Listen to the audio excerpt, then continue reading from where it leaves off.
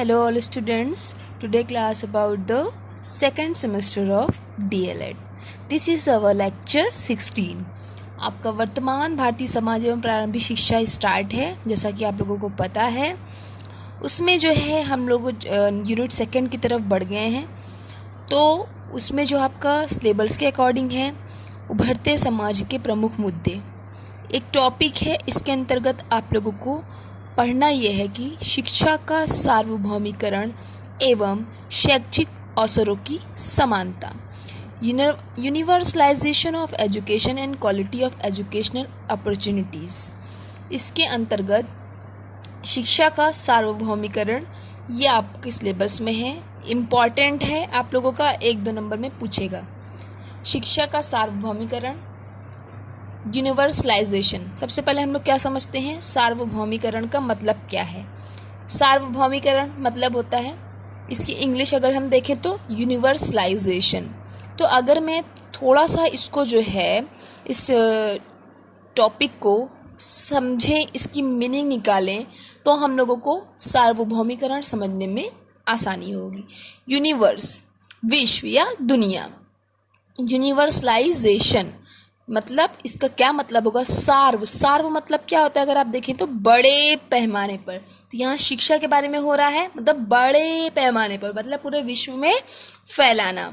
ये सामने लिखा हुआ है आपका सार्वभौमिकरण, बड़े पैमाने पर भूमि पर फैलाना।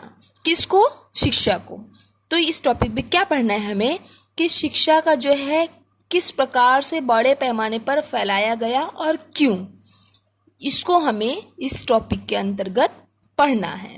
ठीक है, देखते हैं। इसमें लिखा है किसी भी धर्म, जाति, प्रजाति, लिंग, स्थान आदि का विचार न करते हुए सभी के लिए अनिवार्य एवं निःशुल्क शिक्षा की व्यवस्था करना ही शिक्षा का सार्वभौमिकरण है। मतलब किसी भी धर्म, कोई धर्म है, कोई जाति है, प्रजाति है, लिंग, स्थान आदि का विचार ना करते हुए, मीन्स दैट कि इसमें भेदभाव ना करते हुए हर किसी के लिए बड़े पैमाने पर निःशुल्क जो शिक्षा है उसकी व्यवस्था करना ही ये शिक्षा के सार्वभौमिकरण के अंतर्गत आया। समझ गए? वर्तमान समय में शिक्षा का सार्वभौमिकरण केवल मात्र सभी के लिए शिक्षा को अनिवार्य एवं निःशुल्क कर देने तक सीमित नहीं है।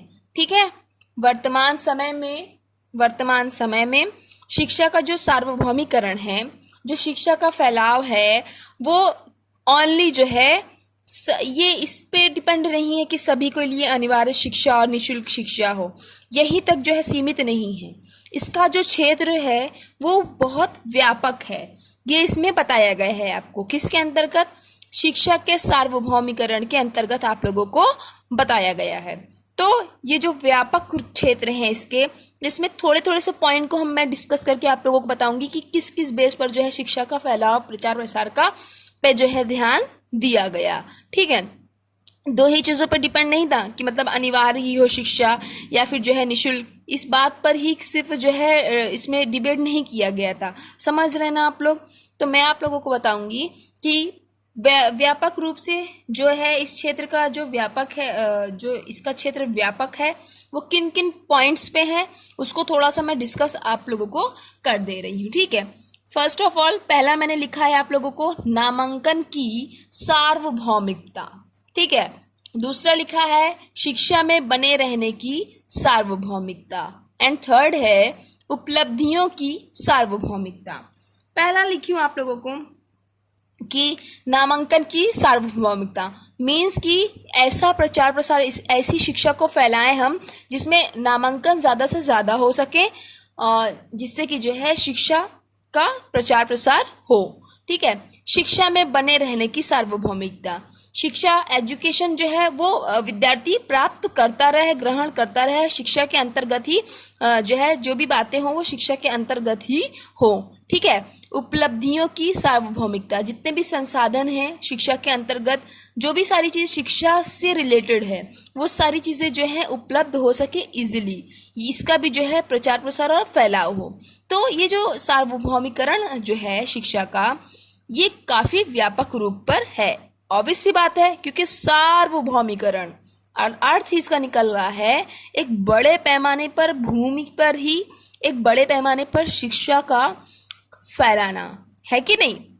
तो इसके अंतर्गत सारी बातें जो है आ जाएंगी कि नहीं आ जाएंगी, बिल्कुल आ जाएंगी। अगर मैं आप लोगों को ये भी बता दूं कि किस लिए आवश्यकता पड़ती है शिक्षा का प्रचार प्रसार के लिए, स्टार्टिंग से ही हम लोग इसको जो है डिस्कस करते हुए आ रहे हैं। शिक्षा अगर प्राप्त करने के लिए जो है सभी नागरिकों को चाहिए, अगर मैं आप लोगों को बता दूं, कोई भी नागरिक हो, वो चाहे कोई भी नागरिक हो, अगर शिक्षा उसको प्राप्त करनी है, वो किसी भी धर्म का हो, किसी भी जाति का हो, किसी भी वर्ग का हो, किसी भी क्षेत्र का हो, या किसी भी लिंग का हो, किसी भी लिंग से अगर संबंधित हो, और उसको जो है हमें क्या करना है, समान अवसर जो है प्राप्त कराना है। ये किसके अंतर्गत आ रहा है, शिक्षा के सार्वभौमिकरण के अंतर्गत। फिर से सुन लीजिए आप लोग, व्यक्ति जो है अगर नागरिक है वो चाहे किसी भी धर्म, किसी भी जाति, किसी भी वर्ग, किसी भी क्षेत्र या किसी भी लिंग से संबंधित हो, ठीक है, उसको जो है समान अवसर प्राप्त कराना किसके अंतर्गत आ गया, शिक्षा के सार्वभौमिकरण के अंतर्गत आ गया, है कि नहीं। सभी को शिक्षा प्राप्त करने के समान अवसर प्राप्त करवाना, ठीक है। इससे जो संबंधित सुझाव है, ये सारी चीजें जो है शिक्षा के सार्वभौमिकरण के अंतर्गत जो है आ गया। समझ गए आप लोग अच्छे से शिक्षा के और अगर एक मैं वैसे भी आप लोगों को बहुत बार जो है बता कि शिक्षा क्यों आवश्यक है। राष्ट्रीय जीवन से जो है अगर निरक्षरता का हमें जो है उन्मूलन करना है, तो उसके लिए जो है जीवन की सफलता के लिए और जो है देश की आर्थिक उन्नति के लिए भी शिक्षा जो है हमें अनिवार्य है। इसलिए जो है शिक्षा के सार्वभौमिकरण पर जो है डिबेट हुआ, ठीक है। तो समझ गए आप लोग शिक्षा का सार्वभौमिकरण क्या है, मतलब कि बड़े पैमाने पर फैलाना, है कि नहीं, शिक्षा को लेकर।